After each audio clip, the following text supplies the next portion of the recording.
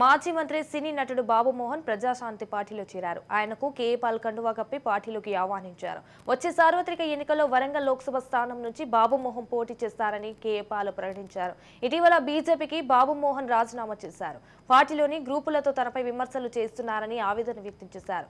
రానున్న లోక్సభ ఎన్నికల్లో వరంగల్ ఎంపీ టికెట్ను ఆశించినా అది ఇచ్చే పరిస్థితి కనిపించడం లేదన్నారు. జీవితంలో ఖచ్చితంగా ఒక్కసారైనా అక్కడి నుంచి ఎంపీగా పోటీ చేసి గెలుస్తానని గతంలో చెప్పారు. ఈ నేపథ్యంలోనే ఆయన ప్రజాశాంతి పార్టీలో చేరారు. నాకు మళ్ళీ ఎమ్మెల్యేగా పోటీ చేయమంటున్నాను. నాకు చిన్న డౌట్ వచ్చి ఎమ్మెల్యేగా పోటీ చేయట్లేదు, నాకు ఎమ్మెల్యే టికెట్ వద్దు, ఎవ్వరు కనిపించుకోండి అని కూడా చెప్పినాను. అప్పటికి 2 లిస్టులు వచ్చినాయి. 3వ లిస్టులో నా పేరు అనౌన్స్ చేశారు. ఎంత దుర్మార్గం అండి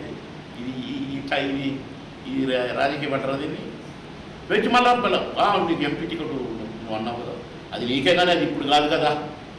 ఇప్పుడైతే నీలాంటి క్యాండిడేట్ దొరకట్లేదు మాకు, అది నా పేరే లేదు. నేను అక్కడ జిల్లా అధ్యక్షులు వాళ్ళకు సార్ వాళ్ళని వాళ్ళని ప్రచారమే చేసుకోమన్నారు, మీరేంటి సార్ మీరేం మాట్లాడట్లేదు అన్నారు.